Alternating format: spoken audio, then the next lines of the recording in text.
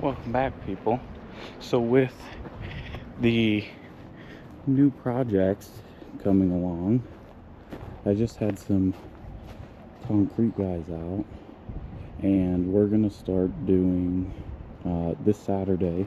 We're gonna pour a pad out here, so that way I have a more official garage and shop and workspace, and we won't have to fight to get cars in and out of the garage anymore, or anything like that. So we were just talking with the concrete guys, and we're gonna come out, follow the garage line along, and go 10 feet out from here, or 10 feet in width and 20 feet out. With the slope, they're gonna raise the slope a bit so it's not so harsh of a slope coming into the garage. And then that'll leave me 14 feet of space if I need to work on one out of the garage, and I think that should be pretty good. So that is the plan.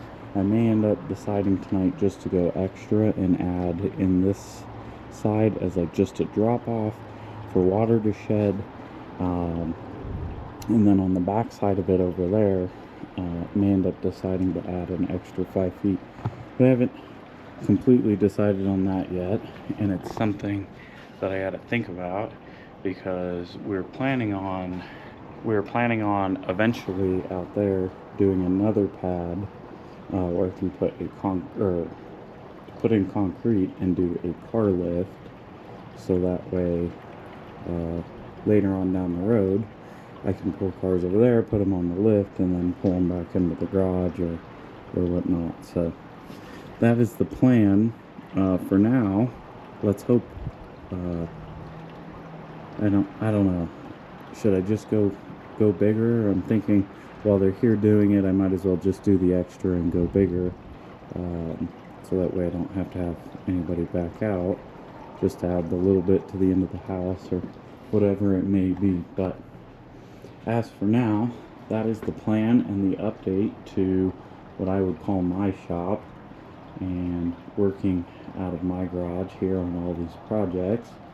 So if you're interested in seeing, they'll be here Saturday. I'm going to record that whole process, then putting it in, and then I have to shoot down to Phoenix and pick up an engine, because I plan on swapping EP3 to a K24.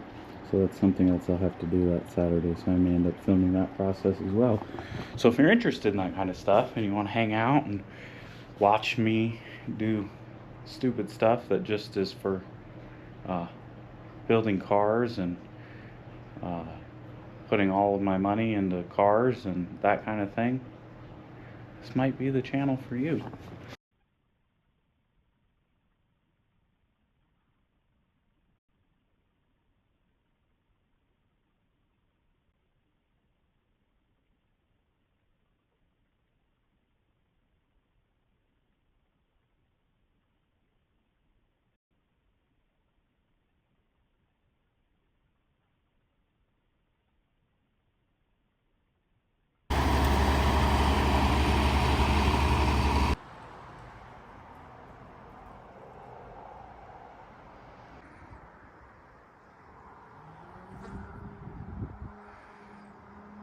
It's about time. Now I can get cars in the driveway, up into the garage. Have one parked out here. Here's a little concrete update.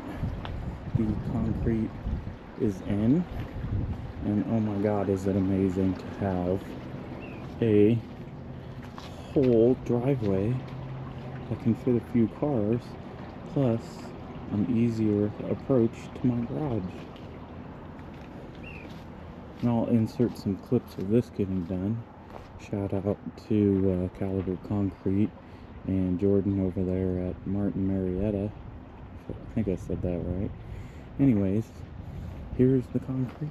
It is in, and I am officially using it. I know you're not supposed to put cars on them for a few days, but you know what? That thing only weighs probably somewhere around 1,700 pounds, so I couldn't have put a lighter car on it if I wanted to.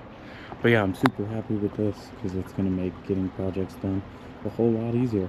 Plus, I broke it in already by spilling fuel, transmission fluid, some brake fluid, so it'll be ready to go. Anyways, thought I'd give you an update on the driveway project. The next is where those cars sit. I plan on putting a pad in there with a lift, so that way I can easily get under cars instead of putting them on jack stands. So if you're interested in that kind of stuff, car shop life stuff, definitely subscribe and stick around, because we've got a lot of big stuff coming. And I will see you on the next one.